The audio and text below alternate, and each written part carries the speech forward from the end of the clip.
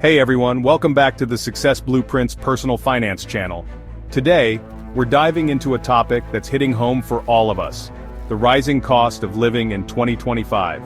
It seems like every time we go to the grocery store or fill up our gas tanks, prices have skyrocketed, and it's easy to feel helpless. But don't worry, in this video, we're going to break down exactly why this is happening, and more importantly, what you can do to protect yourself and even thrive in this environment. We're going to look at the major factors driving up the cost of living, from supply chain disruptions to geopolitical instability. Then, we'll dive into actionable steps you can take today to adapt your finances and come out ahead. We're talking about budgeting smarter, investing in assets that can outpace inflation, and building an emergency fund that will give you peace of mind. Remember, knowledge is power. By understanding the forces at play and taking proactive steps, you can navigate this challenging economic climate and come out stronger on the other side. So, let's get started. One of the biggest factors driving up the cost of everything from groceries to electronics is the ongoing disruption to global supply chains. Essentially, it refers to the complex network of producers, manufacturers, distributors, and retailers that work together to get products from their source to your doorstep. Think of it like a giant game of dominoes. When one piece falls, it sets off a chain reaction. The COVID-19 pandemic forced factories to shut down, borders to close, and transportation networks to grind to a halt. This created massive bottlenecks and delays, making it much more difficult and expensive to get products where they needed to be. And just as things were starting to recover, we were hit with another curveball: the conflict in Europe. This sent shockwaves through global energy markets, further disrupting supply chains and pushing up transportation costs. The result? Empty shelves, longer wait times, and of course higher prices for consumers. We're also seeing the impact of climate change on supply chains.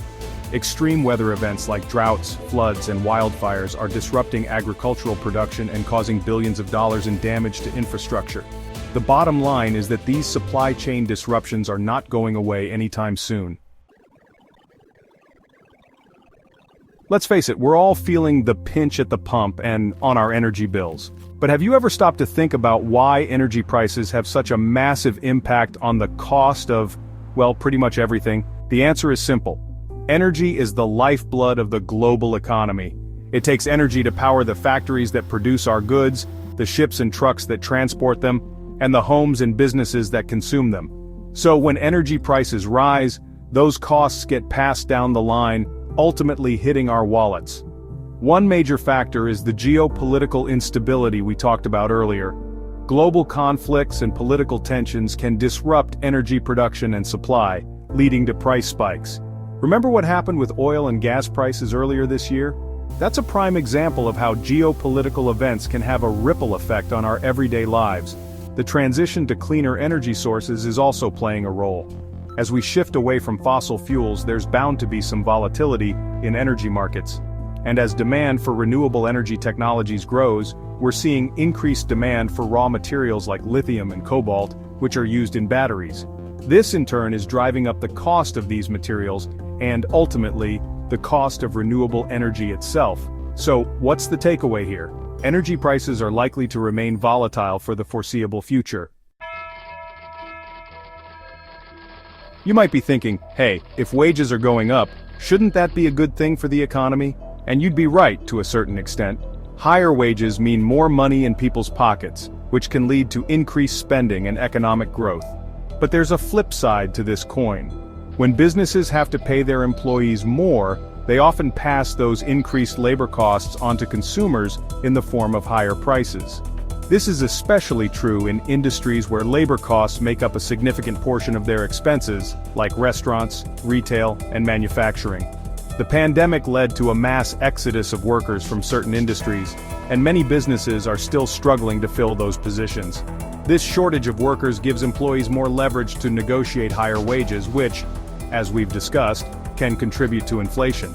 On top of that, we're seeing a growing movement for higher minimum wages and better working conditions. While these are undoubtedly positive developments for workers, they can also put upward pressure on prices as businesses adjust to these new costs. So, it's a bit of a double-edged sword. Global uncertainty. How geopolitics and policy changes hit your wallet. We live in an interconnected world, and events happening thousands of miles away can have a direct impact on our lives, including our wallets. Geopolitical instability, whether it's armed conflict, trade disputes, or political unrest, can create uncertainty in global markets and disrupt the flow of goods and services. Remember the Suez Canal blockage last year in 2024?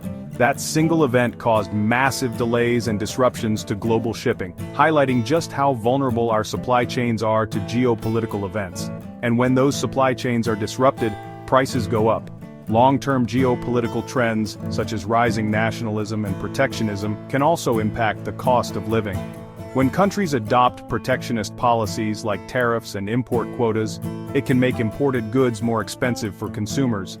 For example, the trade war between the United States and China, which started a few years ago, led to higher prices on a wide range of consumer goods, from electronics to clothing.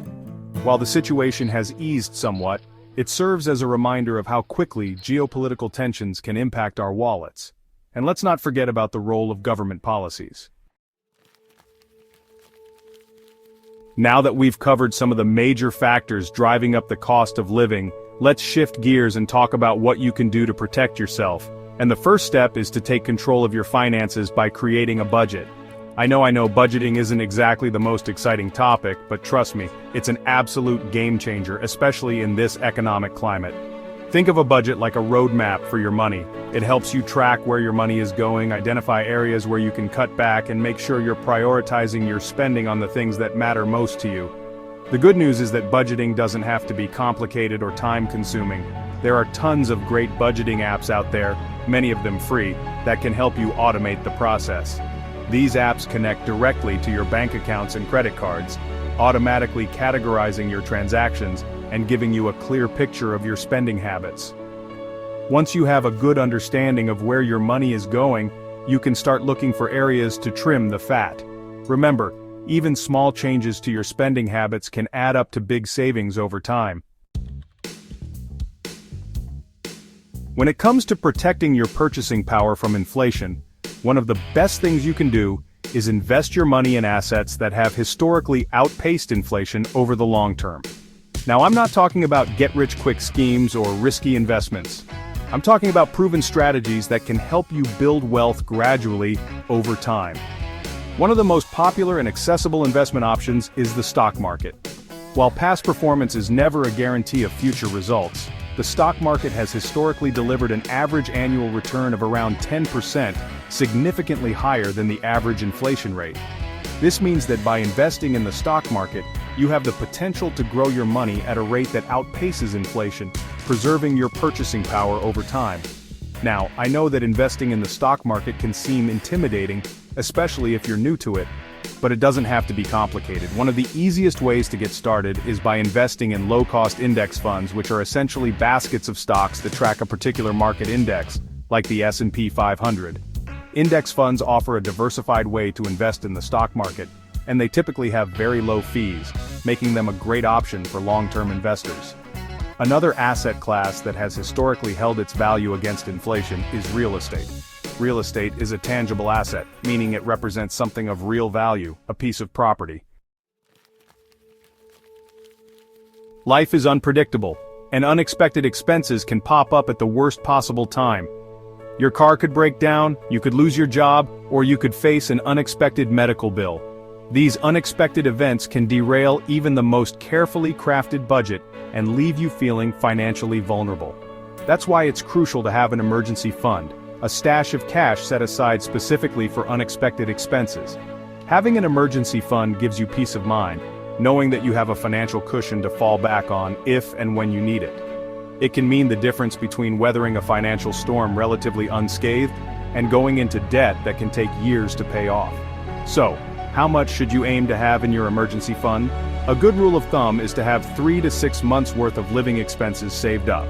Now, I know that saving up 3 to 6 months worth of expenses can seem like a daunting task, especially if you're living paycheck to paycheck, but the key is to start small and be consistent. Even if you can only afford to save $20 or $50 a week, that's still progress. Thanks for watching. If you found this video helpful, hit that like button, share it with someone who needs it, and don't forget to subscribe for more actionable advice. Remember, while we can't control the global forces driving up the cost of living, we can control how we respond. By understanding the factors at play, taking control of our finances, and making smart choices, we can navigate these challenging times and come out stronger on the other side. Don't let the fear of rising costs paralyze you. Take action, stay informed, and keep building towards your financial goals. Let's tackle these challenges together. See you next time.